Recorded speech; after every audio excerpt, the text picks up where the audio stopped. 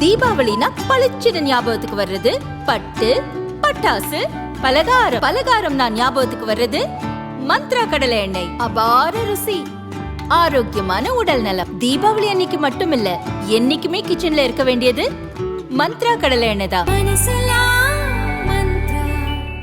Marxist communist தலைமையிலான LDF எனும் இடது ஜனநாயக முன்னணி ஆட்சி நடக்கும் கேரளாவில் கடந்த 9, 11 தேதிகளில் 2 கட்டமாக உள்ளாட்சி தேர்தல் நடந்தது.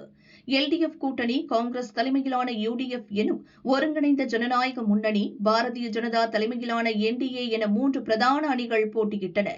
மொத்தமுள்ள 6 மாநகராட்சிகளில் திருவனந்தபுரம் மாநகராட்சியை பாரதிய ஜனதாவின் என்டிஏ கூட்டணி தட்டி தூக்கி இருப்பது பெரும் பரபரப்பை ஏற்படுத்தியுள்ளது.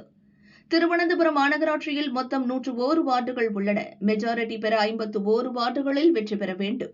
கம்யூனிஸ்ட் கூட்டணியின் பிரதான கட்சியான மார்க்சிஸ்ட் கம்யூனிஸ்ட் 80 இடங்களில் களமிறங்கியது. அந்த கூட்டணியில் உள்ள இந்திய கம்யூனிஸ்ட் 17, ஆர்ஜேடி 3, ஜேடிஎஸ் 2 வார்டுகளில் போட்டியிட்டது. மற்ற வார்டுகளில் கூட்டணியில் உள்ள இதர கட்சிகளுக்கு ஒதுக்கப்பட்டிருந்தன. இதேபோல் யுடிஎஃப் கூட்டணியில் அதிகபட்சமாக காங்கிரஸ் 88 இடங்கள், கம்யூனிஸ்ட் மார்க்சிஸ்ட் 5, இந்திய யூனியன் முஸ்லீம் லீக் 4 வார்டில் களமிறங்கின. என்டிஏ கூட்டணியில் பாரதிய ஜனதா 96 வார்டில் போட்டியிட்டது. மற்ற 5 இடங்கள் அதன் கூட்டணி கட்சிகள் நின்றன. ஓட்டுப்பதிவு முடிந்து இன்று காலை முதல் ஓட்டு எண்ணிக்கை விறுவிறுப்பாக நடந்தது. காலை முதலே பாரதிய ஜனதா முன்னிலை வகித்தது. ஓட்டு எண்ணிக்கை முடிவில் பாரதிய ஜனதா கூட்டணி 50 வார்டுகளில் வெற்றி பெற்று அசத்தியது. ஆளும் கம்யூனிஸ்ட் கூட்டணிக்கு 29 வார்டுகளும், காங்கிரஸ் கூட்டணிக்கு 19 வார்டுகளும் கிடைத்தன. 2 இடங்களில் சுயேட்சை வேட்பாளர்கள் வெற்றி பெற்றனர். ஒரு வார்டில் ஓட்டுப்பதிவுக்கு முன்பு சுயேட்சை வேட்பாளர் ஒருவர் இறந்துவிட்டார். இதனால் அங்கு தேர்தல் நடக்கவில்லை. தேர்தல் நடந்த 100 வார்டுகளில் பாதிக்கு பாதியை பாரதிய ஜனதாவின் என்டிஏ கூட்டணி வென்றுவிட்டது. 2 இடங்களில் வென்ற சுயேட்சை வேட்பாளர்கள் உதவியுடன் பாரதிய ஜனதா கூட்டணி திருவனந்தபுரம் மாநகராட்சியை கைப்பற்றுகிறது.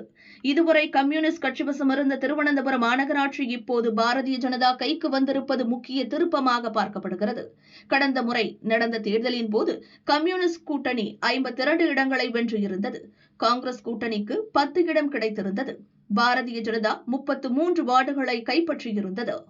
இப்போது வெற்றி பெற்று இருப்பதன் மூலம் கேரள தலைநகரில் பாரதிய ஜனதாவை சேர்ந்தவர் மேயராக அரியணை ஏற இருக்கிறார். இதனால் கேரள பாரதிய ஜனதாவினர் உற்சாகத்தில் உள்ளனர்.